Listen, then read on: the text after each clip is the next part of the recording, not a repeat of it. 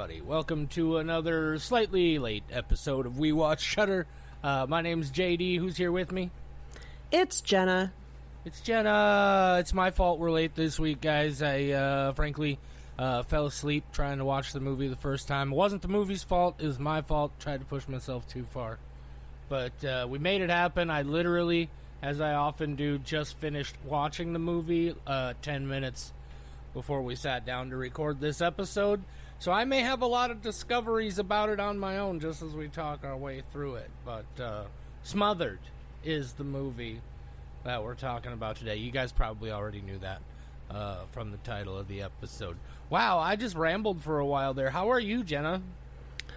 I'm doing all right. I watched the movie on Saturday, and we are now recording on Tuesday. So you may remind me of some things that I might be forgetting. It's all right. It's all fright. It's all fresh in the man. Maybe it was a bad idea to record tonight anyway. I clearly am already having trouble speaking. It's frighteningly fresh. Yeah, sure. That's probably what I meant. I'll take totally. It. Right. Riley's already looking at me like this is going to be an interesting record. Maybe I can bribe him to leave me alone with some duck jerky. No, he doesn't seem interested. What are what's your animal situation? He is staring at me judgingly, but that's kind of his default look. He already had his bedtime bacon, so he should be all set. I wish I could have bedtime. I mean, I'm an adult. I could have bedtime bacon, but it would not be a good idea for me at all. I know. I think we would all like some bedtime bacon. Mm-hmm. And I say that he's looking at me judgingly, but that's just kind of how his face is. He just always looks like he's having a piss poor time, and that's why his. I'm sorry. Go ahead. I was gonna say. So my dog's name is Mojo, like Mojo Jojo from the Powerpuff Girls, because that's exactly how his face looks at any given time. That's awesome. No, Riley's default, and I don't even want to say this is his default expression. It's probably just my baggage and mental health shit and complexes getting in the way. But he constantly looks at me like he is so sad, like he's on the verge of crying, and he just wants some attention. But then every time I try to get up and give him attention, he runs away. And I'm so fucking confused. So it's just a vicious cycle of like, oh, come here, buddy, and then he runs away. Yeah, he's emotionally abusive. Yeah, rude. Yeah, well, it is what it is. I wouldn't be the first one to stay with an abusive partner. Wow, that was... Holy shit, that just kind of came out of left field, a little bit on the dark side there. Jenna, my new job starts on Monday. I'm pretty excited. Oh, I don't even know about this. What's your new job? I'm going back to work in the broadcasting industry. In fact, back to a specific job I had once before about 15 years ago. I'm going to be working in the master control room at... Oh, very cool. Well, that's exciting. I'm pretty excited on it. Jen, I realize I don't think I've ever asked you, what's your big girl job? Oh, I guess I should probably... Would you rather not say? Probably, no, it's just threw that in your lap. No, I don't mind. It's just not super exciting, and maybe not like, my passion in life, but I'm a market intelligence coordinator for an architecture firm. And what does a market what now? Yeah, see, nobody knows what that means. It's a completely made up title. I just completely already forgot what the three words were because I was taking a hit off this bowl. But yeah, so anyway, I'm going to work on Monday. It's going to be nice because it's four 10-hour days on and then 3 days off, which is so much better than 5 8-hour days. I'm jealous. I mean, I guess I am like technically on summer hours right now, so I get done at noon on Fridays, so that's better. It feels like it adds a lot a lot more to my day, but yeah, I'd rather have 3-day weekends. I've done 410s a couple of times before, and you have to do it that way, right? If they break it up where it's like 2 on, 2 off, and then like 2 on, 1 off, you know, where you don't get all 3 of them in a row, it kind of defeats the purpose. Yeah. But those extra 2 hours each day is nothing compared to the extra full day off you get. Wow. Yeah. My Monster energy drink kind of backed up on me there for a minute. How embarrassing. Oh. So, man, I just spent a lot of time talking about work. That's lame. You know, it's one of those good small talk things to catch up on sometimes. Sure. By the way, if this is your first time tuning in, thank you for tuning in. Jenna is guest hosting with us while Michelle is out on sabbatical, which reminds me, by the way, I need to talk. I'm just going to throw it out to you here on the podcast, Jenna. I know I threw it by you a while back, but Michelle and I were talking today, and we were wondering if you might be... This is probably another thing I might have to edit off here because I'm putting you on the spot. But how would you feel about coming to join us as a permanent member of the team? Oh, well, that's exciting. Well, here's what our thought was. Is first of all, you've been great on these episodes, and also we've done episodes where it's the 3 of us together, where you've sat in and guested, and those have always been super, super fun. And then we also, from a logistics standpoint, realized if we have 3 people on the team, that removes so much pressure from everybody for if we do need to take a break, right? There's not that whole pressure of, man, if I have to take a break, there's a chance the whole thing has to go on hold. And I think that would be awesome, and I think people would love it if you came to join us. I'm not going to pressure you for an answer right now. I know you got to probably take some time to think about it. But we've been getting... I probably haven't told you yet, I just realized, but no, we've been... People are enjoying you. They miss Michelle, but they think you are a worthy stand-in, and I agree. Oh, well, that's good. I kind of live like permanently offline, so I have no idea what any of the feedback has been. I'm so jealous of you. I don't know how you do it because I am a dopamine addict, and the internet got to me real early. Yeah, I mean, I'm definitely like online. I'm doing a lot of stuff on the internet and looking up a lot of stuff on the internet, but I'm not like a social media person.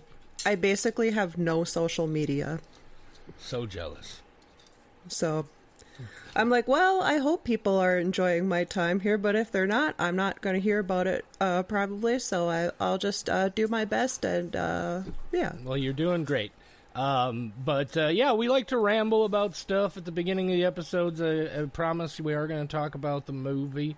But again, if it is your first time tuning in, thanks for checking out the show. We got a whole shit pile of episodes we've done that you can go back and check out. We should probably get to this fucking movie. I've already kept you up later than I told you I would. But sMOTHERed is the movie that we're talking about. It's a Shudder original.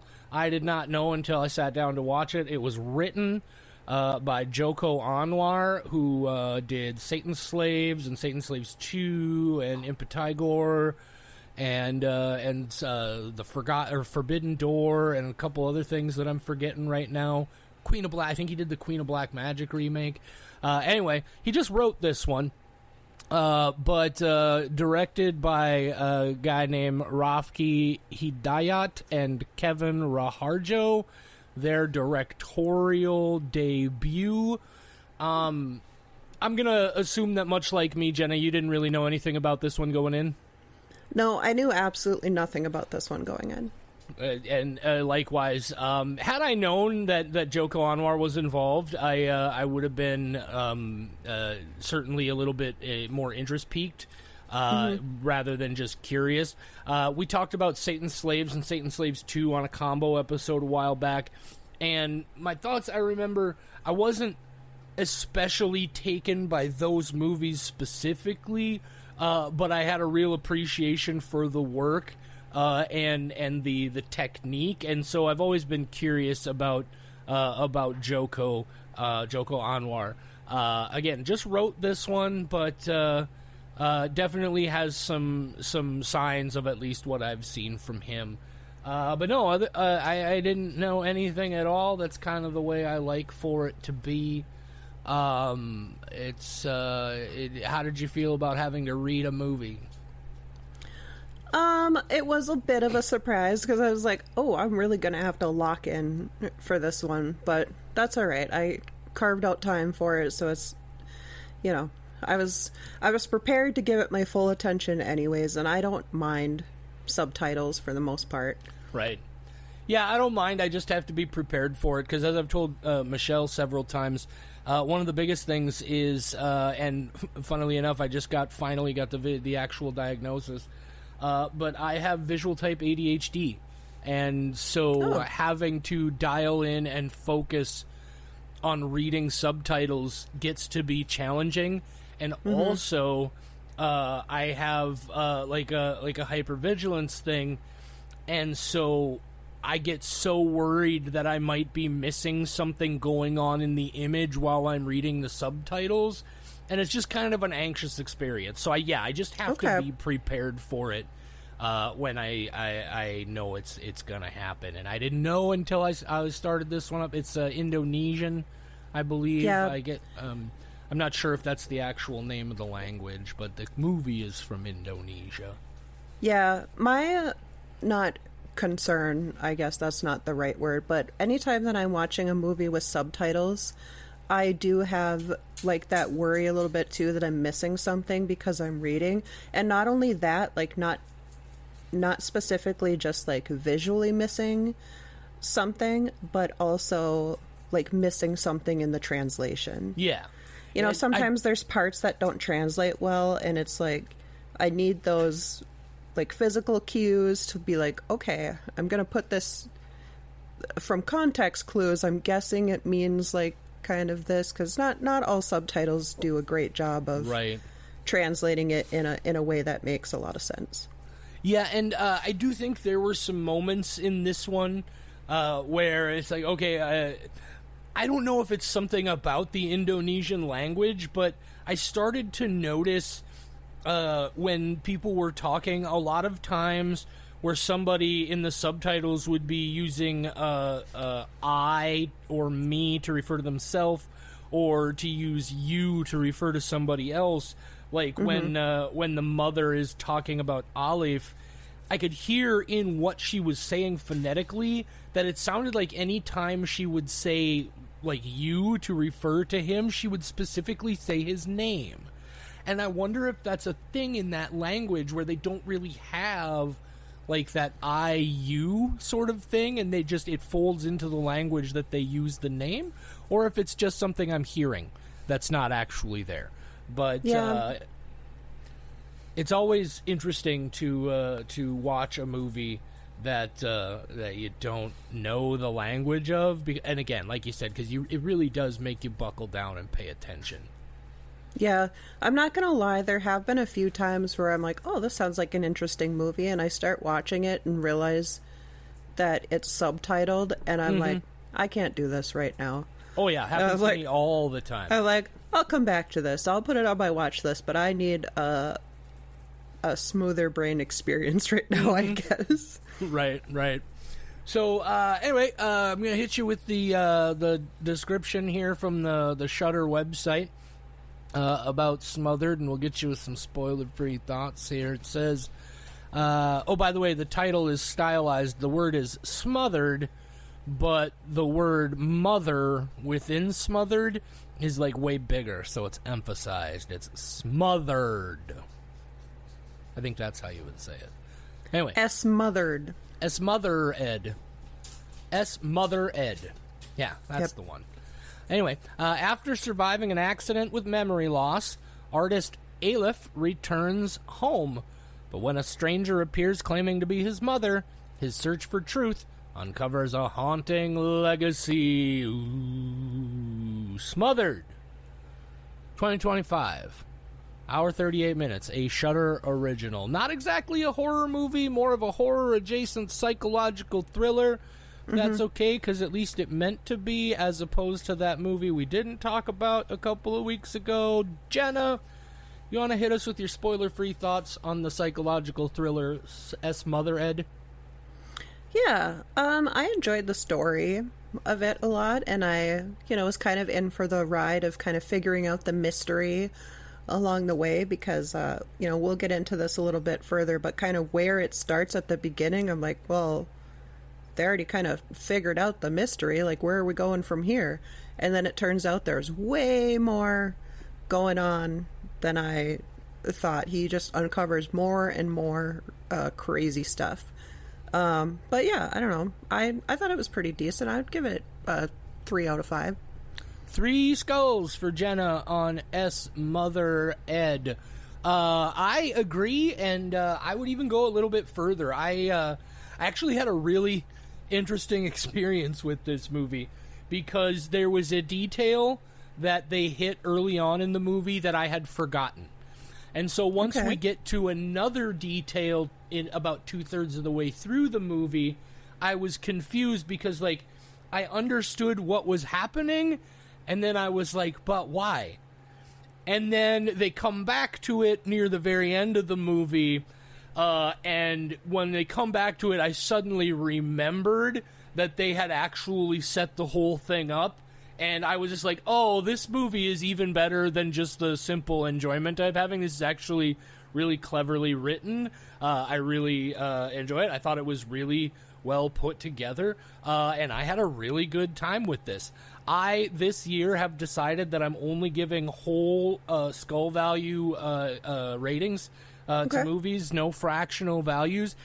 This one, in a fractional year, would have come down probably somewhere between a 3 and a 4, and closer to a 4. So I said, fuck it, Smothered is a 4 skull movie for me. Nice.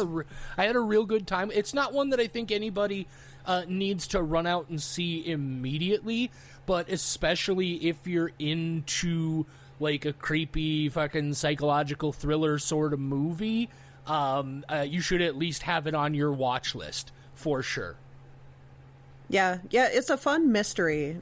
Well, I really wish that I would have had time to rewatch it after everything kind of unravels, because I bet there is a lot that I missed, like a lot of details. There were only a couple that I could think of after I finished the movie, but I had not had time to rewatch it. So I'm very curious to have you explain some of those things, so I can be like, oh, right, yeah. Right on. Well, we'll see how well I do, because...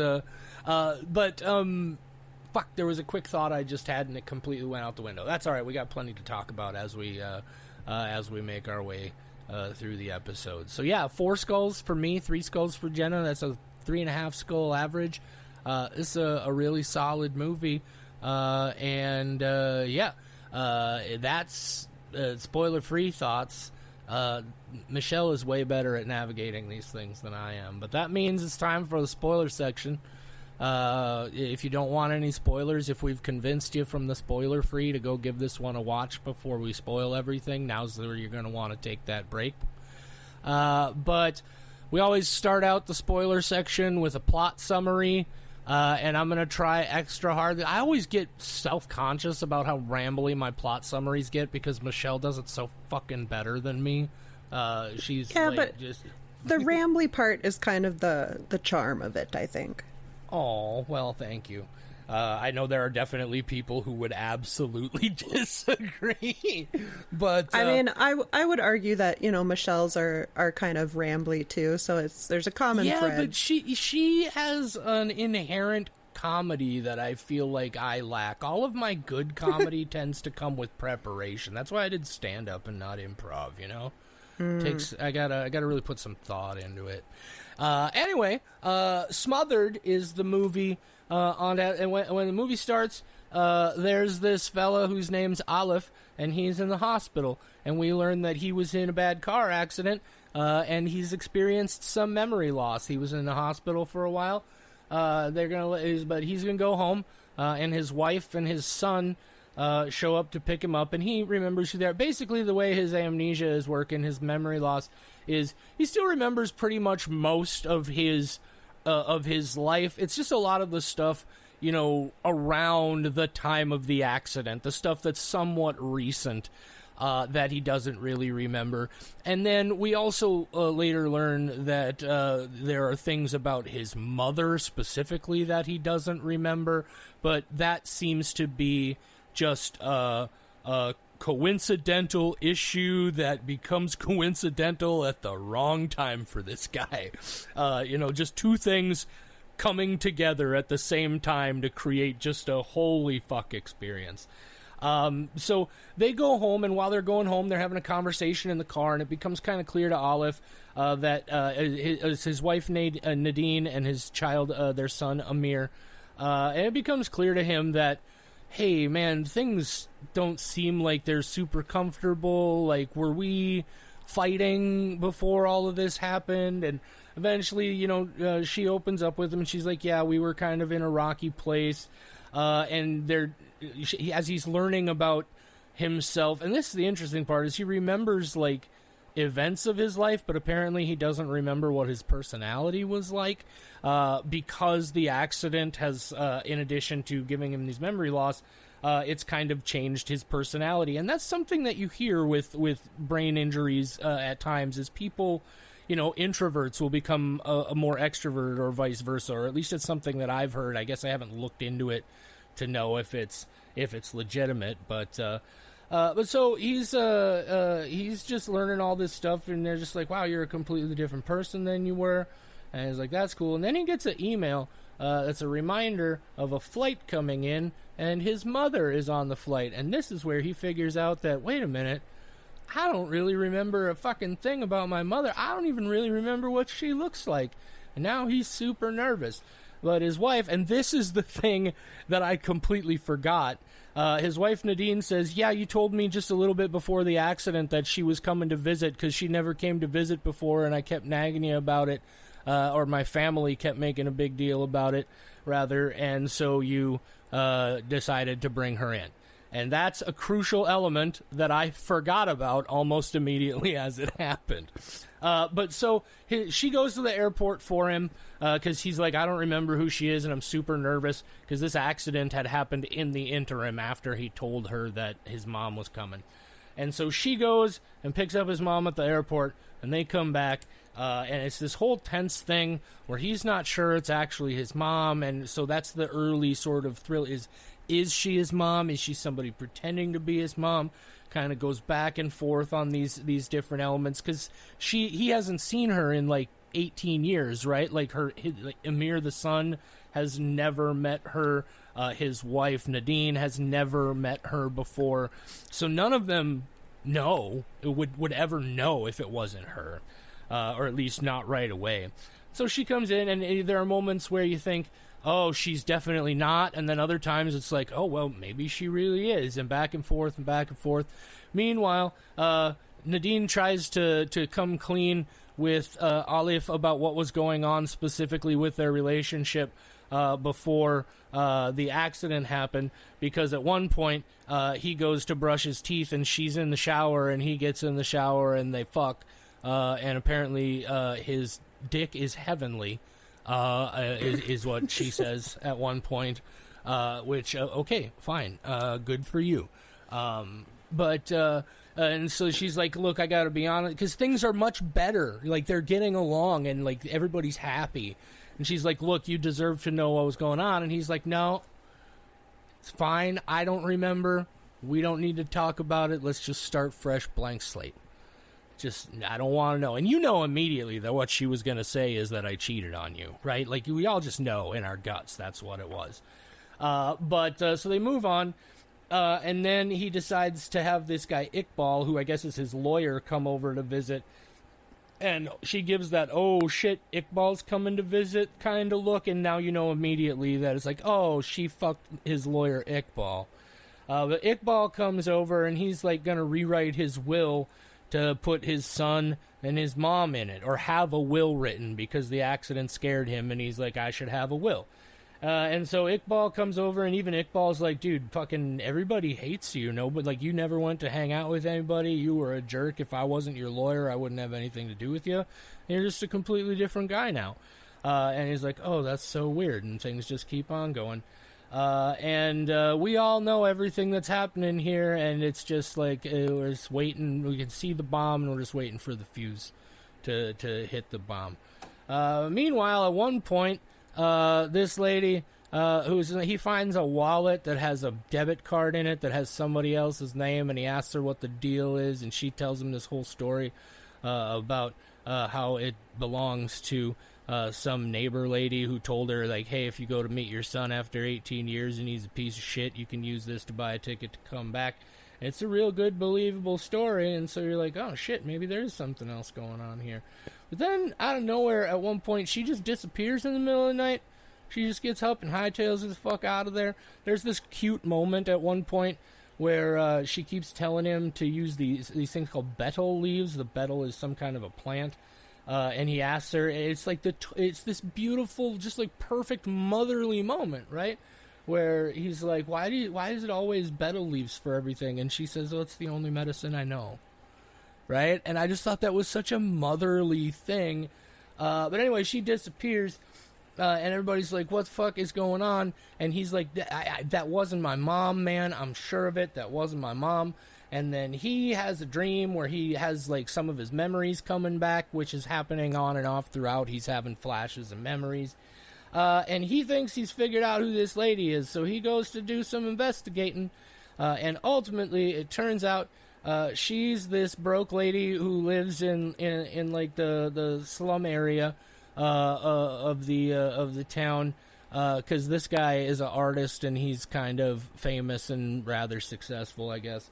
But so he finally runs and tracks her down, and he's like, what the fuck? What happened to my mom? What happened to my mom? And at this point, I'm thinking this lady is the lady whose name was on that debit card, and what really happened is she killed his mom and now is pretending to be his mom. Turns out, nope, she doesn't even know who the fuck this guy's mom is. She's like, look, man, she's like, who paid you to come pretend to be my mom? And she's like, you did, motherfucker. And it turns out that, and this is why, at this point, I'm really confused, because I'm like, no, I get what's going on. He's the one who set up this whole thing for her to come in and fake being his mom, and holy fuck, she did a really good job of pretending to be his mom, right? Like, I was convinced at times myself.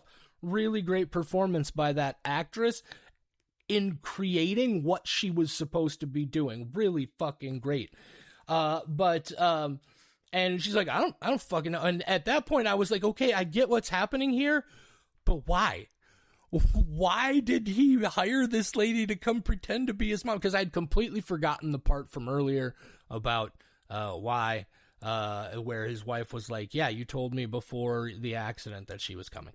Anyway, so he is like, okay, somewhere along the line he found this secret box of drawings in his desk, and there's like a picture of him holding a dead baby fetus and a picture of his mom pregnant, and he asked his mom about it. The fake mom, and she's like, no, you don't have no siblings, it was just you. There's a hilarious subtitle moment, which actually I thought was a subtitle moment, turns out to be kind of playing into what she's doing as faking to be his mom, where he says, do I have any siblings? And she's like, no. And then he follows up with, like, not even any who were born after I was, as if, like, the first time she would have been just like, no older siblings. And then he's like, maybe, like somebody who was stillborn, because he's asking about this drawing. And she says, no, I would remember. And that's the weirdest fucking thing. I would imagine if you had a child or a stillbirth, you would probably fucking remember.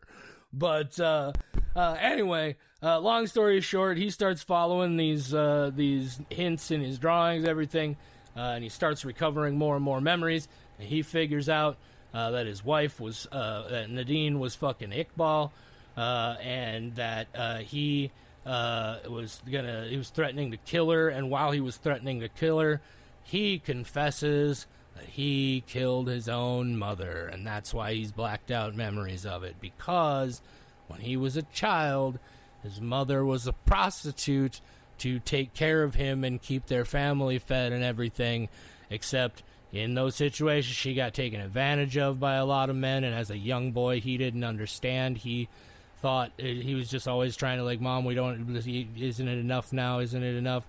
And then whether it was accidental, whether it was a moment of youthful rage, kind of hard to tell, but at one point he killed his mom, and that's when he disappeared to go off to the city.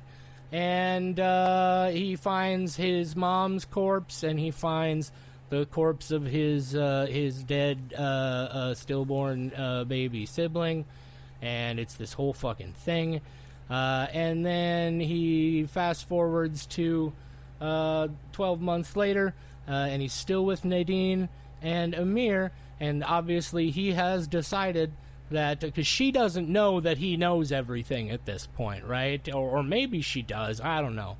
But he's decided that he's a different person now, and there's all this stuff, and he's cleared up all this trauma and made his closure, and now she's pregnant, and it's him and his son and his wife and a new baby coming, and they're gonna live happily ever after. Smothered.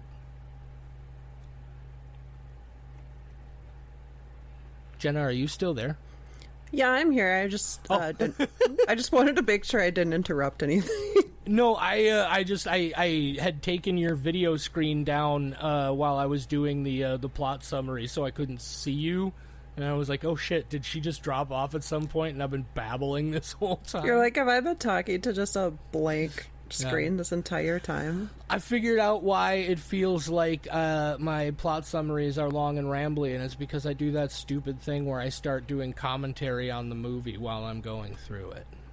Oh, well, that's fine. Yeah. Anyway, so that was Smothered. Are there any important details you can think of that I missed in there? No, I think those are all, like, the major plot points. But yeah, like, it was just so interesting to me how, like, I always enjoy in a movie or in a book or any type of media where it's like, wait, is this happening? Is this not? Because, like, it kind of goes back and forth. You're like, this could be his mom, because she was very convincing at it and very, motherly. And then some of the, like, awkwardness I kind of just chalked up to the fact that he hasn't seen her since he was, like, 15 or whatever he says. So he hasn't seen her in a long time. Or hasn't seen her in 15 years. And so it's like, okay, well, there's a lot of catching up to do, because it sounds like they only ever communicated by some letters before she came to visit. And then, just with his memory loss, it's like, well, maybe he's forgetting some stuff. I don't know. But then when she vanishes in the night, and then he's like, okay, I'm 100% convinced this is not my mom. And they decide not to do anything about it, because they're like, well, what are you going to do? Go to the cops? What are they going to do about it? Like, we have no idea who this person is. They didn't steal anything. Like, I guess if anything more comes from it, we'll address it then, but whatever.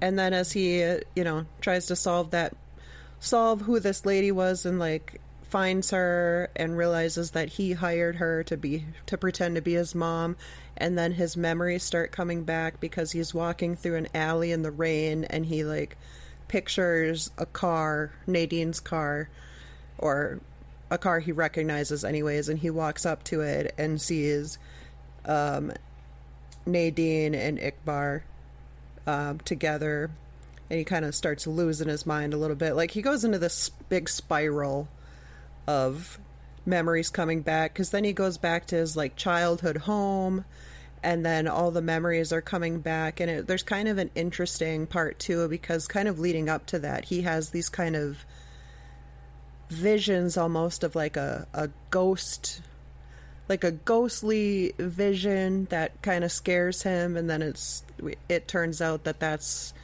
like maybe one of the last kind of visions he saw of his mom. Yeah, it I gets, don't know. It gets real gritty. It got real dark in like a really quick span of time. I was like, oh, wow, holy shit, this went to a different place. And the editing of it was very disorienting.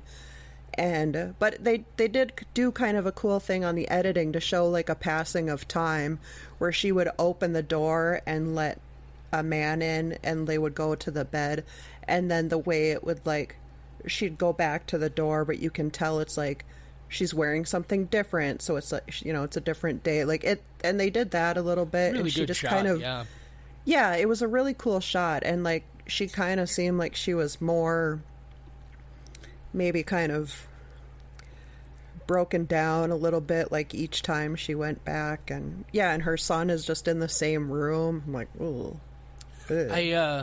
What I really liked also in those sequences is how they reinforce the idea that he can't really remember his mother's face by having her face very shadowed and not lit well in those memories, which I don't think is literal. I think it's a reflection of how he remembers his mother, right? His memory has blanked out her face because it's traumatic for him to see it. And so I thought that was really, it's a really well made movie, and from it's a well scripted movie. Like I like the way this movie builds and builds. It had some good storytelling, and that's a good point about her face, because the only time that we really see her face, I guess, is it's still very obscured through like a sheet or like a curtain. And so we really never see it. So it's like he just doesn't remember what she looks like. And the only time we do finally see it clearly is right at the end, when she's in front of the fireplace in their home there, right before he leaves, when he's talking. And that's, I imagine, because in the progress of the movie, that's when he finally remembers what happened. And after he realizes that he killed her. And and now he remembers his mother's face, which I thought, again, was really, really cleverly done. This movie made me I had no idea what kind of movie I was in store for, right? And the way it does this, like, it starts out, it's like, okay, here's this guy, and he's got amnesia, and now all of a sudden this person shows up claiming to be his mother, and he can't remember anything about his mom. So immediately you're off kilter. And then at one point I was like, oh, is this is his wife in on this? Is this some kind of secret plan between his wife and this lady who claims to be his mom? What's going on there? And then, like I said, the moment they have that thing about Iqbal, and when she's like trying to confess to him, you figure out, it's like, okay, maybe Iqbal and Nadine and this lady are all in on it. And it's one of those things where they're like faking stories to take advantage of something that we'll figure out down the way. And then he finds that wallet, and you're like, oh, she is faking. And then, like I said, she has that perfectly planned story, which I think makes, I forget what her real name was, but the fake mother name was Amina. I think that makes that character so interesting, because later she explains that, like, she's like, yeah, I'm pretty good, because he just saw her pretend to get hit by a car, right? And was like, hey, you're a pretty good actor. And it turns out she's a real fucking good actor. And now I'm like kind of curious, like, what's this lady's backstory, right? Like, that was so, and like the way she very clearly, when you look back on it, is like improvising, right? Like coming up with stuff in the moment. I thought it was really fucking good and convincing that, like, and then he starts having those visions of what we later learn is his mother's face being choked by the curtain around her bed by one of her Johns.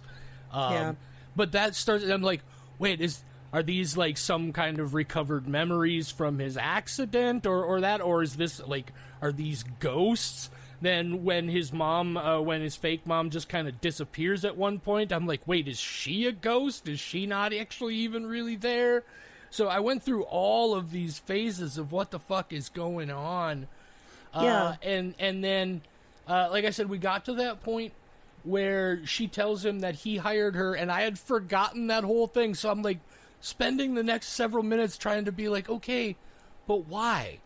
Like, how does that? And then they get to the part where she sends him the dash cam video from his car that she claimed wasn't watchable, where he threatens to kill her and confesses to killing his mom, which is, that's the one thing that's interesting to me, is he confessed to killing his mom before the fake mom came to visit. And she went along with all of it. Did she think maybe he was just lying about killing his mother? I don't know, and that's where I'm like, did I miss something with that? Because she obviously knows, because in the dash cam he's like, yeah, I'll kill you because guess what, I killed my mom. Yeah. And then this woman shows up who that's kind of a whole thing. But then also, like, they have a child, like, so that, does the mom just be like, all right, well, now this strange woman who I have no idea who it is in this home with our child? I mean, she's really great with their son, and, he's asking her questions about how his dad grew up, and she's filling in all these stories just right off the top of her head, and he has no idea. He can't confirm or deny, so it doesn't really matter what she says, but she does a really good job of it. But, it kind of happens early in the movie where she shows up. He can't remember what she looks like. So I'm like, okay, well, what's this going to be like? She shows up. Everything is pretty decent. And then she disappears, like, pretty quick in the movie, too. Like, it happens within, like, the first half an hour. And I'm like, okay, well, what's the mystery here? Like, I was so curious as to where the movie was going to go from there, and that's what I mean. There was a lot that he had to figure out from there, but there was also another moment too that I thought was interesting, kind of in retrospect, where he's a much better, much nicer version of himself after the accident, and everybody tells him so, because Nadine says they used to fight all the time, and then Iqbal says that he had no friends. He never went anywhere. He didn't do anything. Like, he wouldn't be around him if he wasn't his lawyer. But then when he calls Iqbal to the house that morning to do a will, and his wife is like, oh, like, what's he doing here? Why is he here? He's like, oh, I want to make a will. And I'm kind of thinking, like, since you'll get a good inheritance from your parents and you make really good money with your job, like, how do you feel about me writing the will to leave everything to our son and my mother? And you see the mom kind of, like, giving him such a weird, like, kind of eavesdropping on the conversation. Right. And I'm like, okay, there is something weird going on here. But the wife is just like, yeah, makes sense. And it felt like, maybe it was like a little bit of from a guilt place where she was like, yeah, like, okay, let's just, like, I guess, no problem. Something, I guess, that might make sense is, so he had told her that his mom was coming to visit, but what he had actually done was hired this woman to come and pretend to be his mom. And then he catches Nadine and Iqbal fucking behind his back. He threatens to kill her, tells her he killed his mom, and that lady coming to visit isn't even my mom, it's just some actress I hired. And then he has the terrible accident. He comes back, he doesn't remember anything. Maybe either A, she believes he was lying about killing his mom, or B, maybe she's worried that addressing the whole situation about this not really being his mom might connect him back to the knowledge about what she did. And because as of right now, the fake mom hasn't done anything, we're just gonna let it go. Which would again kind of explain why she gives him that look when he's making because she knows, right? She knows that's not really your mom. And the mom is also like, oh, you're going to put me in your will? I'm not really, like, you hired me to be your mom. Maybe. Like I don't remember, does the fake mom know about his memory loss? Oh, she yeah. must. Because she knows he was in the accident, and he talks about how he has no memory of, like, because she has to explain to him what happened with his dad and all of that. I don't know. And again, this is just speculation trying to fill in the blanks on a story because I really like the story and I kind of want to find ways to justify the things that seem like they might be just little holes. Maybe after she picks this lady up at the airport, she just says, hey, look, I know you're not his mom. Like, I know, right? I know what's going on here, but he's had this whole thing and I don't want to make anything weird, so we're just going to go along with this. Because, like, even when early on, I'm thinking about it now, like, early on when they have that scene where he says, no, she can, like, he's like, the kid is like, oh, is grandma leaving so soon? And he's like, no, grandma can stay as long as she wants. And even then, she kind of gives him a look. Right? And so I wonder if that's what it was, is she knows, man, I got to go back and watch this again now, because that's an angle of it I hadn't really considered. It was just a question I had, and we started recording right away after. But and there were moments like that, right, where I thought things weren't making sense, but then they bring it all back around and link it together. One thing that I was going to bring up is another small plot thing that I feel didn't quite make sense is, so he's found this wallet, right, that has the ID that says Amina whatever, which is the name that's supposed to be his mom, which I'm assuming is his mother's real name, and that's why he gave it to her.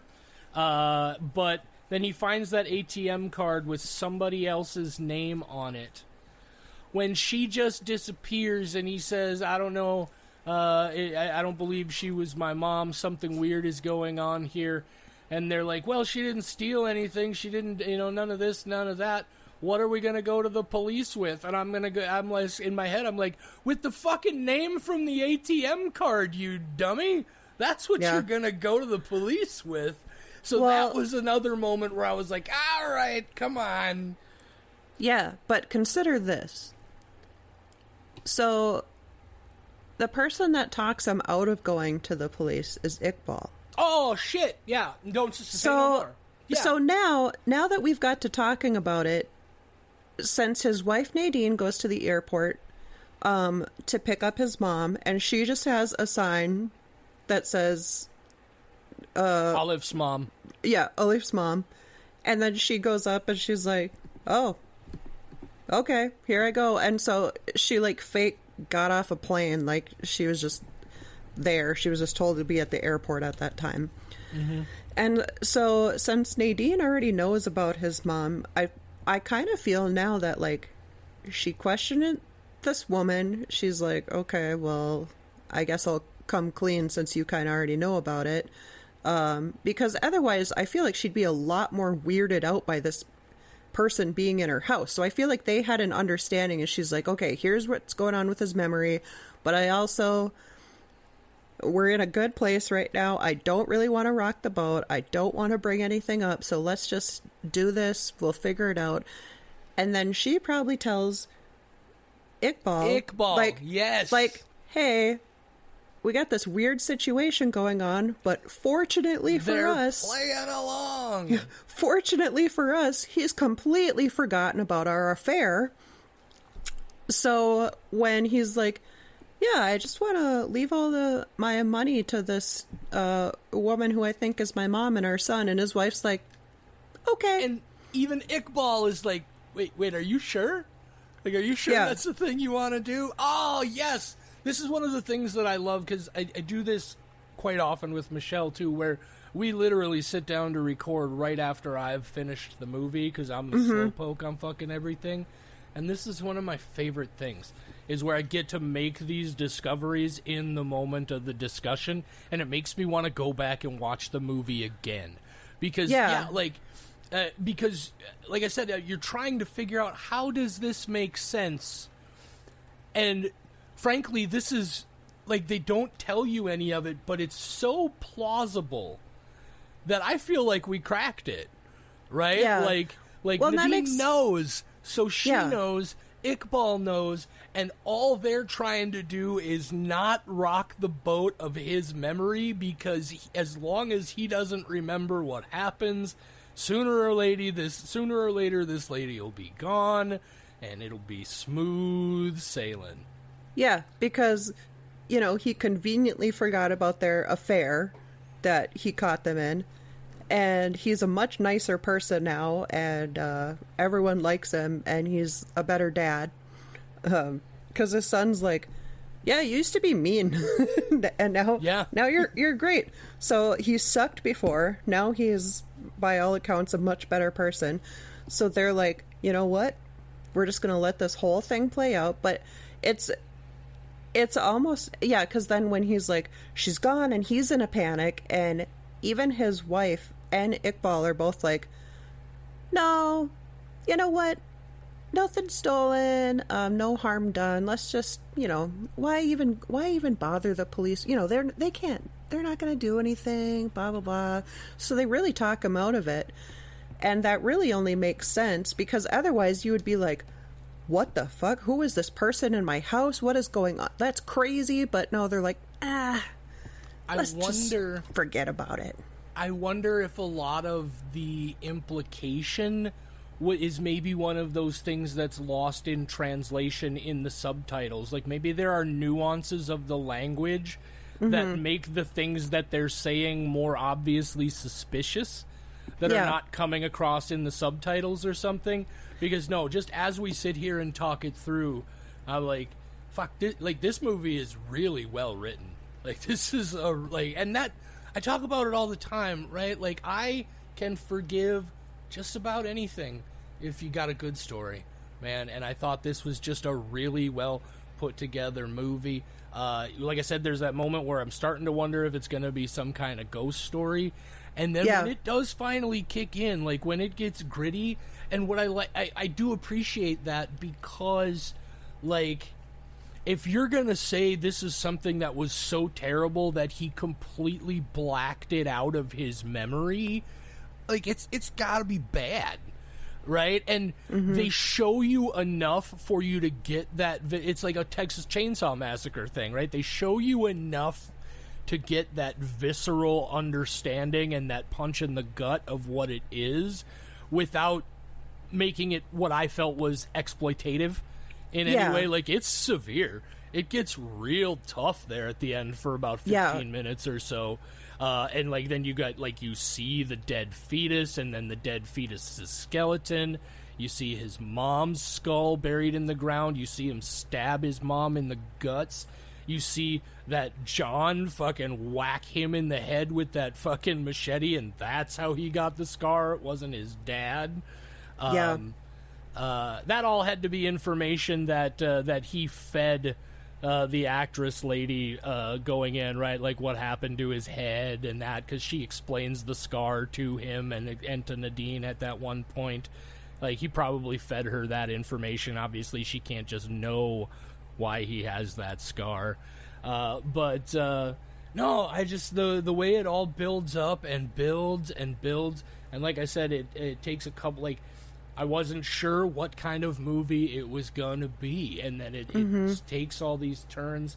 I really thought it was really well done. It got a few things along the way that I thought were, maybe a little bit underdeveloped and could have been done more. But like I said, I don't think it's going to be a movie that everybody needs to run out and see right away. But you should have it on your watch list, you know. And you should see it sooner than later, is what I would say, especially if you're into psychological thrillers. Like, I would put it from a level of like how the story works. In a similar way to like a movie like Silence of the Lambs, right? Not comparing it in quality, because that movie is a fucking legend and almost nothing is as good as Silence of the Lambs, and almost nothing ever will be. Yeah. But that vibe of a lot of it is really just mysterious and suspenseful, and we know something is going on, but we're not sure what it is.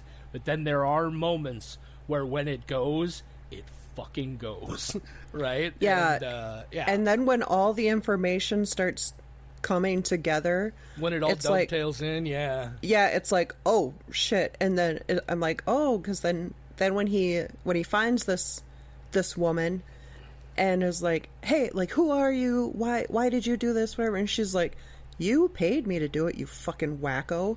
And like, she's like, oh my God, like, leave me alone. And then he's like, what? Like, this is like kind of mind blowing to him. Like, oh, okay. And then he kind of starts like getting all these pieces start coming back to him, and and it's almost like he's trying to fight it, because then he's like, I gotta go to my childhood home. Like, I need to figure out what's going on. But like, because in that meantime too, after he has that memory of seeing his wife and Iqbal, he confronts both of them. He goes back to his house, and they're there, and they're like, where have you been? Like, what are you? She's like, I've been trying to call you all day. And he's like, well, you cheated on me. I know you guys are sleeping together, and so I want you to leave. Like, you need to leave the house. Like, get out of here. I'm done. And she's shocked because, you know, they were, I think, probably banking on him never figuring this information out. And then he goes to his childhood home. And yeah, like, parts of the movie earlier that I thought was maybe like almost going in a supernatural kind of area with like these these visions that he's seeing of this like distorted face, like almost like screaming like at him. And then we find out that was some horrible things that he saw happen to his mom when he was a child. And then when all those memories start coming back, and it like shifts to like a first person perspective, like from his perspective as a child, like sitting on the floor while all this is happening, and then while he stabs his mom and all that, I was like, whoa, it was a very intense area of the movie. But yeah, like you said, they did it in a way that, you know, it was part of the story, and it made sense to the story. It wasn't exploitative. A lot of the things were very implied, and obscured by like because she has those sheets around her bed, or that netting like around her bed, so you don't really see things going on.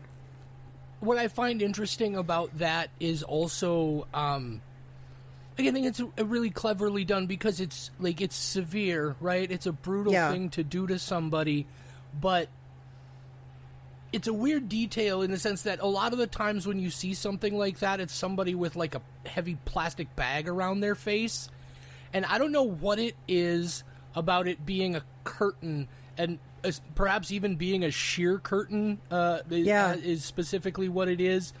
Being a sheer curtain, for whatever reason, gives it just that amount of, I don't even want to say taming or blunting, but it doesn't feel like necessarily, oh fuck, she's gonna die, so much as it feels like she's just being abused, which I know is a weird fucking line to draw, but I'm trying to think psychologically, right? There are ways a different movie would have tried to make that more severe, and I think that's what I'm trying to say. And they did it in a way that I think found the right level of severity. Yeah, I think that makes sense because, like you said, so this John is, he is in her bed with her, and he grabs the curtain and, like, pulls it so tight over her face that she, like, kind of gasps in, like, yeah, like you said, like you see, like, with, like, a plastic bag kind of suffocate situation. You can see all the features of her face through the they're just like slightly obscured by the curtain, and that's the vision that he keeps seeing, and it's because he's remembering this kind of core memory of his mom. And you know, it's very interesting because it's, you know, she's not in immediate danger. She can technically breathe, but it's such a... It's still fucked up. It's still such a horrific thing to do, because it's basically this guy saying, if this were any other material, you wouldn't be able to breathe right now. Like, I could easily just, like, kill you. Like, she's just disposable, you know? Like, it's very much she a means power nothing. Game, 100%. So much of that obviously is. But, I just feel like, even just from like a production design standpoint, there are little choices that they made that make like, even just that one moment where, like you mentioned, there's the sequence where they're showing the passage of time with, like, the oscillating camera, where you see from his perspective she's at the door and a guy comes in and they turn and go to the bed, and then he comes back and she's already at the door again in different clothing, and then a different guy comes in.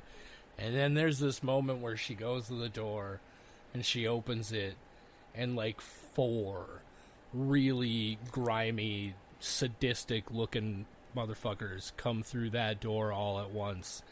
And it's just it's just really smartly done, you know, in that, you know, again, the frame of reference I always have for this sort of thing, because it's the most ultimate example of it, is Texas Chainsaw Massacre, right? It brings you... Ugly Stepsister is another one that's really good with it, especially in its violence moments. It shows you just enough to bring you to the point where you are going to fill in the blanks the way they want you to fill in the blanks. Like, you are going to have the experience they want you to have without them having to show you a thing. And it's one of the most beautiful... Like I said, it's a weird balancing act, and it's hard to do because you do have to push it. Like, you have to push it to that point. And finding that point is really difficult, and so many people just haphazardly go past it. I think so. A lot of people miss it while earnestly trying, and a lot of people deliberately miss it because they're not even... the missing it is the point. You know, going past it is the point. They're just going for straight shock value. They don't. Yeah. But yeah, that when your brain starts to fill in those details, like whatever is the most horrific for you, that's what you're going to fill in. Yep. For those, and it personalizes everything that way.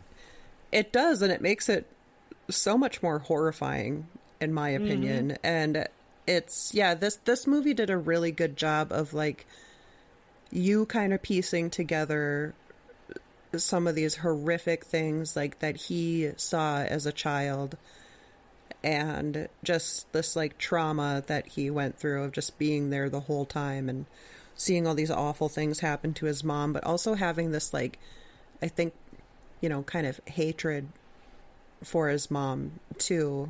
Sure. For various reasons, which is why he stabbed her.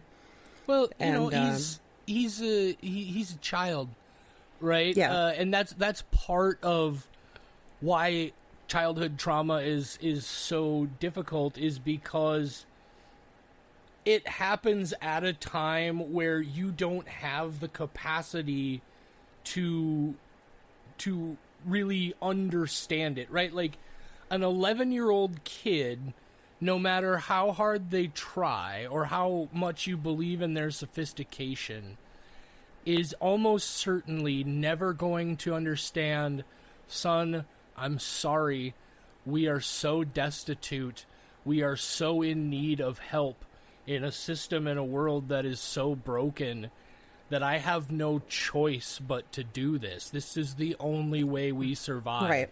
And in the child's mind, they would not be able to wrap themselves around that.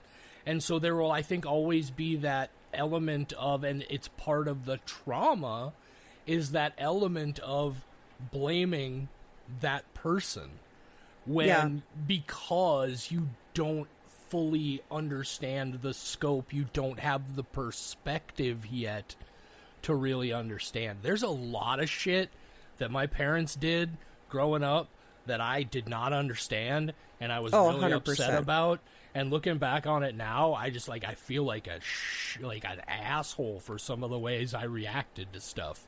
Right? 'Cause, Yeah. I understand it now. Yeah, when you become an adult and you're like, oh, okay, I get it. I see what was happening there. But at the time, you're probably really angry or confused about it. It's very complicated. And then those kind of feelings that he had in that moment, or that led up to that moment, that he just suppressed away, then he had no other outlet either, right? He had nowhere to go as a child, so he got filled and filled and filled until he was going to explode. One way or another, something terrible was going to happen. Yeah, and then he, later, much later in his life, and he catches his wife cheating on him with somebody he also knows too, and then he threatens to kill her. It's like those feelings that were never dealt with kind of come back. Yeah, come right back to him, and then he's like, I killed my mom, and so it's kind of a connection there of he killed his mom because he was so angry and didn't understand why she was doing this, and then never dealt with that, and then catches his wife in that position. Says in the video, he says, "You're a whore just like my mother." Yeah. Right? Jenna, I gotta tell you, I'm not gonna do it absolutely for sure right now, but the more we sit here and talk about this, again, reflecting, having just finished watching the movie, I need to go back and watch this movie again sometime soon.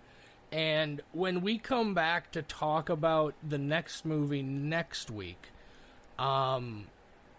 this might be a 5 skull movie for me, because the more I talk about it and peel back the layers myself just from working through this, which, thank you, by the way, your input has been awesome on trying to work through this, but man, the more I peel this apart, this is, I knew it was well written, but this is maybe...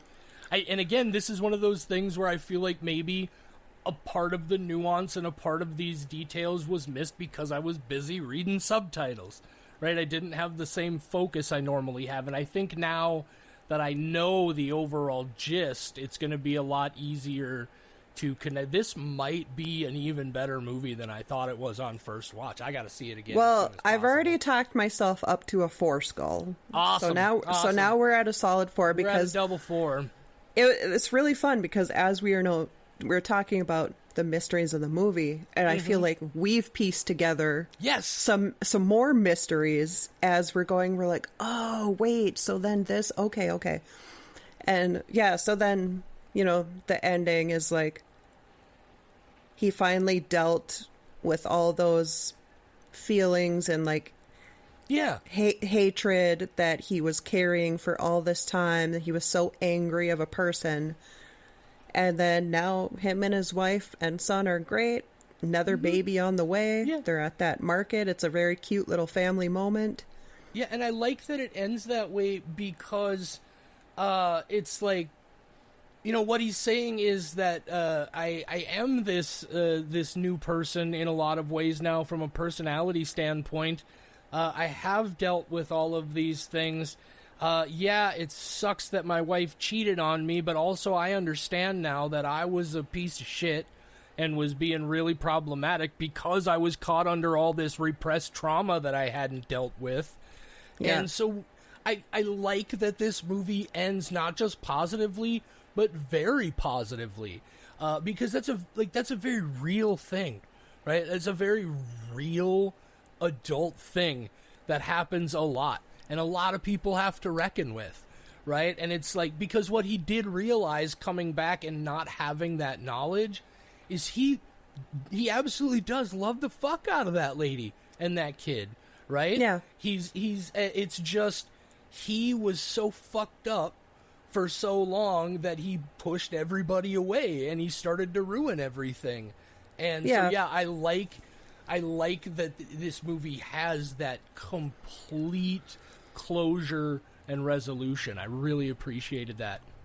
Yeah, and then it kind of felt too like because he didn't understand why he was such an angry piece of shit person for such a long time. And then once he came to terms with everything, it's kind of like he has the family now that he wished that he maybe could have had, because, now his son is going to have a sibling. Like, he kept asking about siblings, and, there's a lot going on with that. But, it's like, okay, nope, I understand why I was an awful person. I don't want to be that person.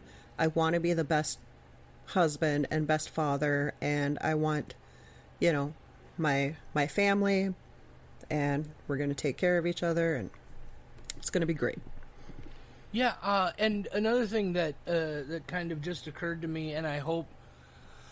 Oh, it's one of those things that just slid... I was trying desperately to not be an interrupter, and now it slid completely out of my brain. But I will come back to it at some point, I'm sure. But, the movie is just... It's really, really strongly written on a number of levels. Man, I'm real upset that I just lost that, because it was like a whole thing. I was like, oh, shit. Yeah. Like, it was a revelation, and now it's gone. God I don't know. I don't know how else the movie could have ended.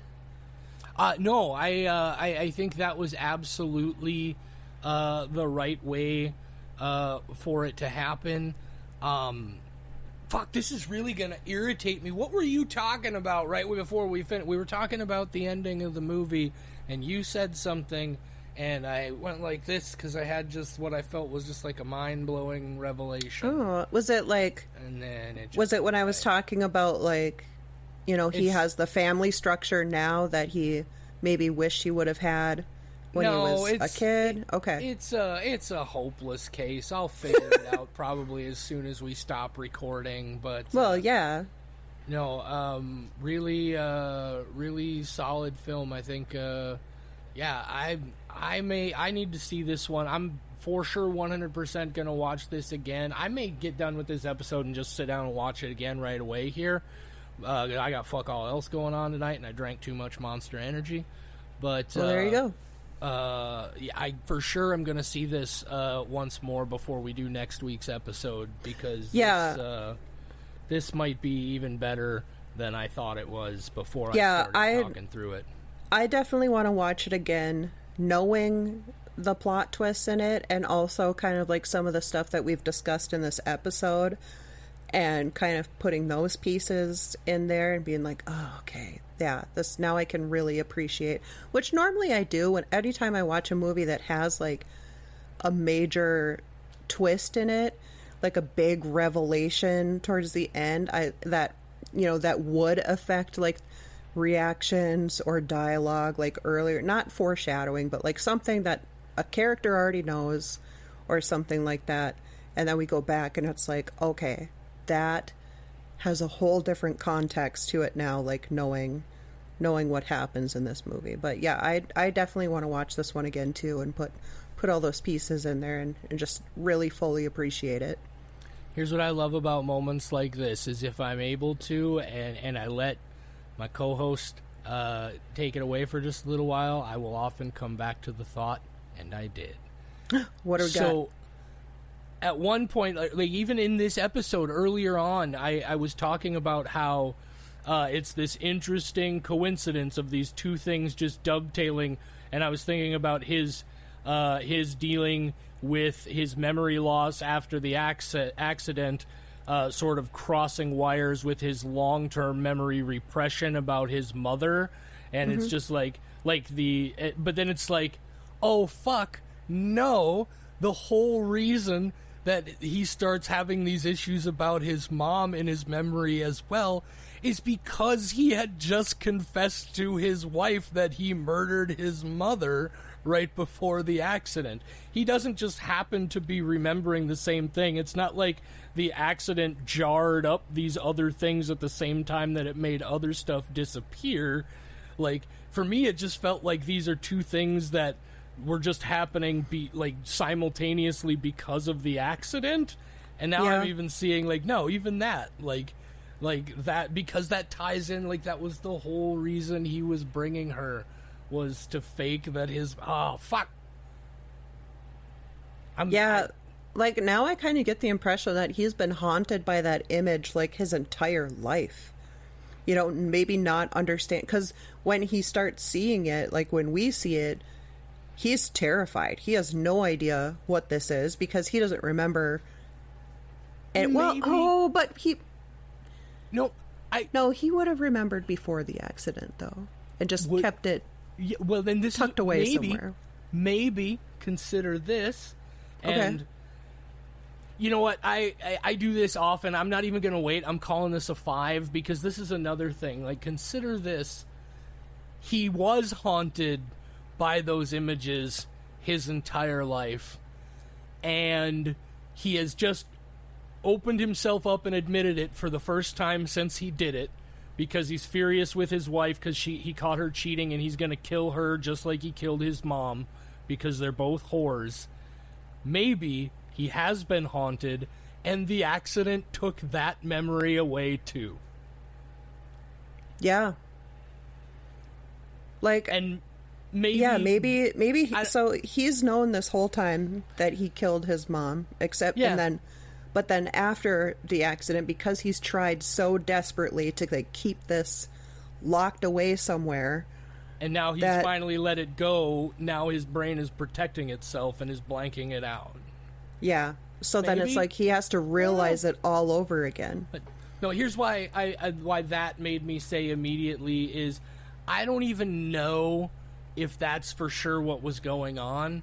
Mm-hmm. But when I'm talking about a movie so much that I'm into the story, that I'm it's not a complaint, it's just me trying to fill in some more story gaps that don't even need to be filled in.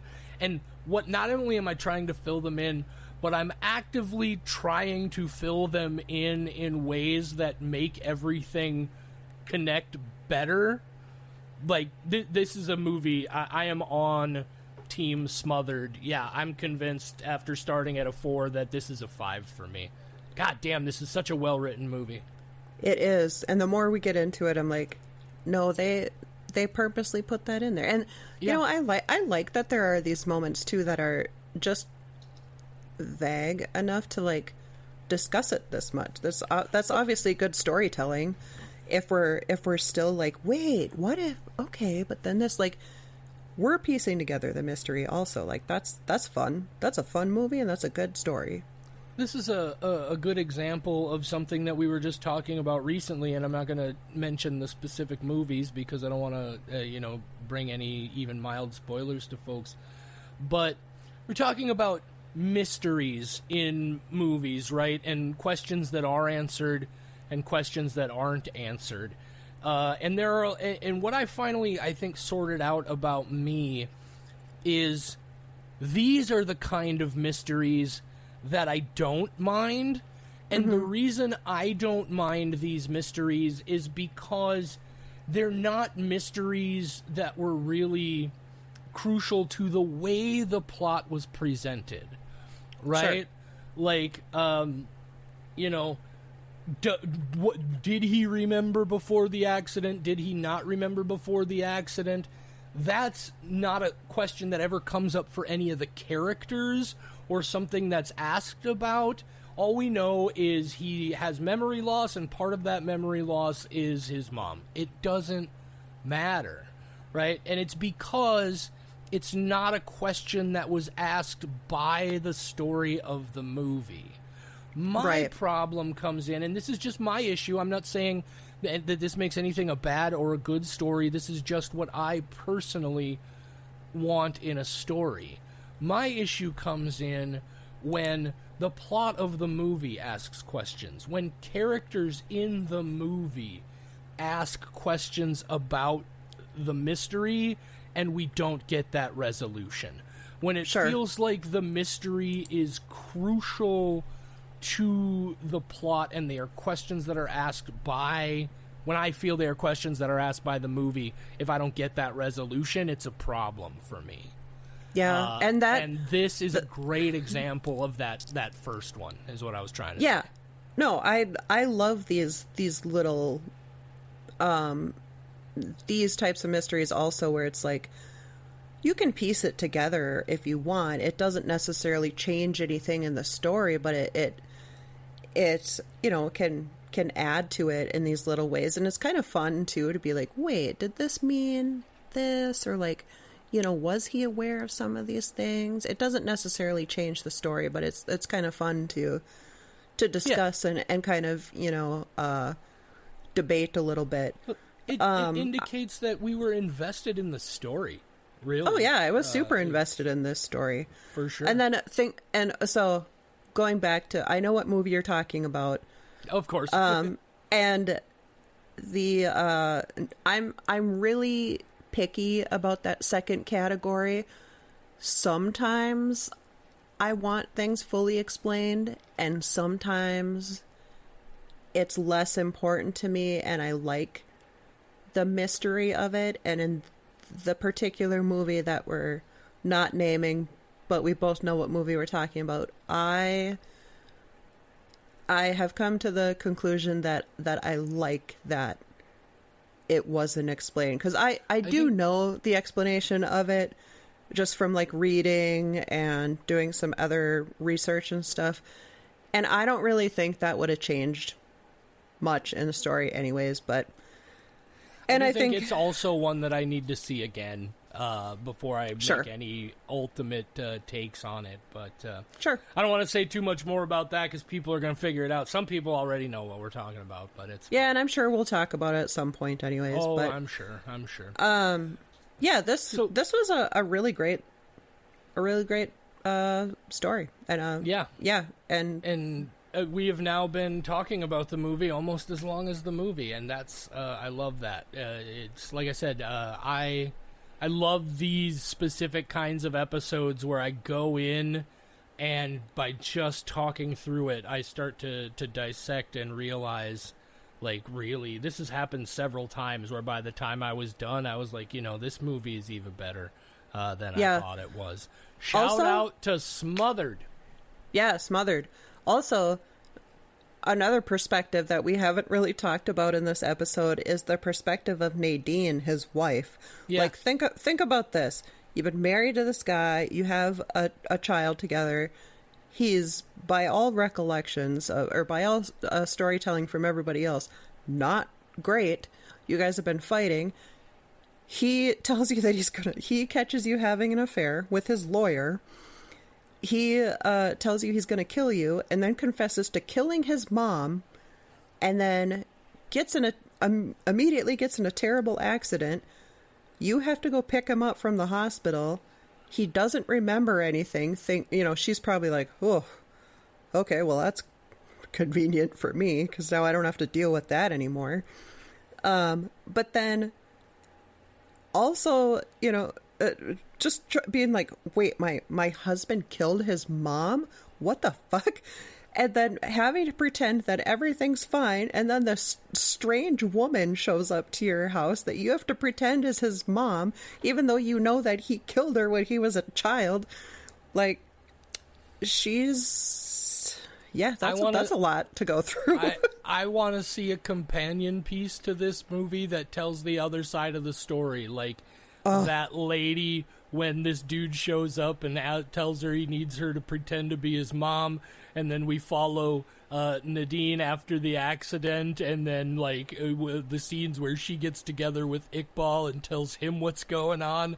She's like, "You're never gonna fucking believe this." And, I feel like you could almost turn that into a wild like screwball comedy in a lot. Oh, I know. Ways. Like, picture her going to the hospital, like driving there and being like, "Oh my god, like, this is going to be awful. Like, he's still so mad at me. He hates me. He told me he wishes I was dead, called me a whore. And you get there. He was going to kill me. Told me he was going to kill me because I'm, according to him, a whore. And then gets to the hospital and they're like, hey, bad news. Your husband has this, like, short-term memory loss thing going on, and he doesn't remember anything from, like, the past while. And she's like, oh, thank God. And she's like, oh no, shoot, memory loss. And then, you know, I imagine she, like, questions it, like, hey, you don't remember anything? And he's like, no, crazy, huh? And then she's got to call Iqbal and be like, okay, so get this. And then he's like, oh, okay, whew, I don't know. And then she's like, okay, I should probably still tell him. But then he's like, no, I just want to be a better person. I don't want to know. Like, everything feels like it's pretty good right now. And she's like, all right, I tried.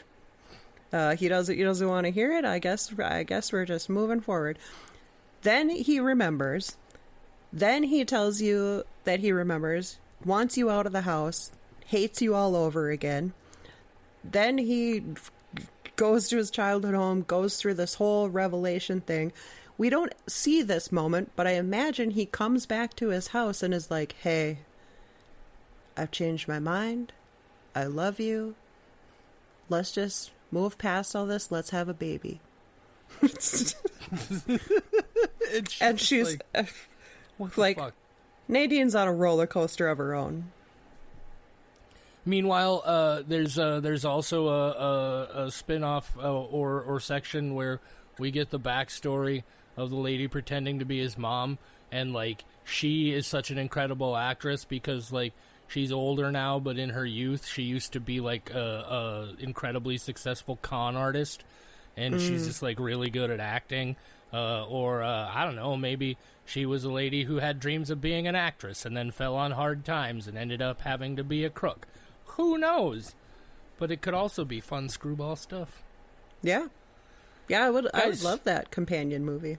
Go check out Smothered. It's definitely, if we've already spoiled everything for you, I think you should check it out. But I'm looking forward to seeing it again. I feel like I can confidently say Jenna is looking forward to seeing it again.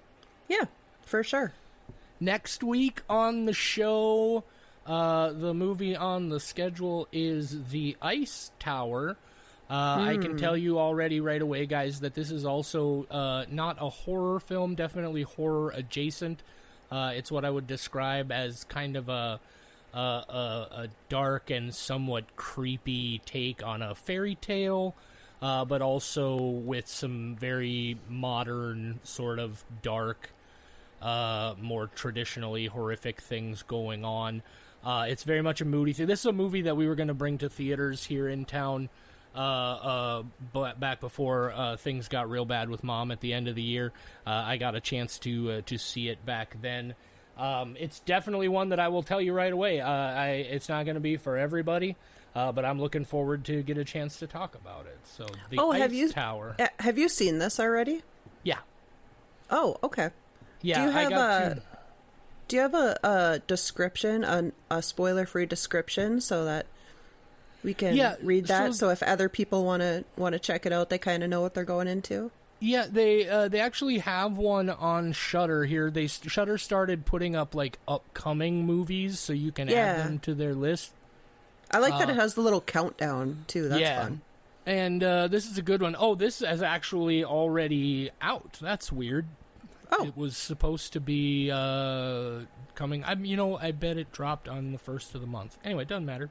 Oh, well, whatever. It says, a young orphan witnesses the filming of an adaptation of The Snow Queen and becomes fascinated by its star, an actress as mysterious as the queen she is playing. Okay. Interesting. Yeah, it's I'll go ahead and tell you, it's a slow burn. It is almost 2 hours long, and you know how I usually feel about that. I did enjoy this movie the first time I saw it. Enjoyed it enough that I wanted to bring it to town to show it in the theaters. But it's been a while since I saw it. I just saw it with a screener one time and haven't had a chance to see it again since. So I'm definitely looking forward to going back. It's all in French, so be prepared to read for 2 hours. Okay, good to know. All right, I think that's about enough jibber-jabbering and John and Jackin. Do we have anything else that is important to talk about? Anything you need to leave the people with, Jenna? No, I feel like we left them with a lot to ponder this episode. Absolutely. All right, well, it's getting super warm in here. I need to turn the air conditioner back on. So say goodnight, Jenna. Good night.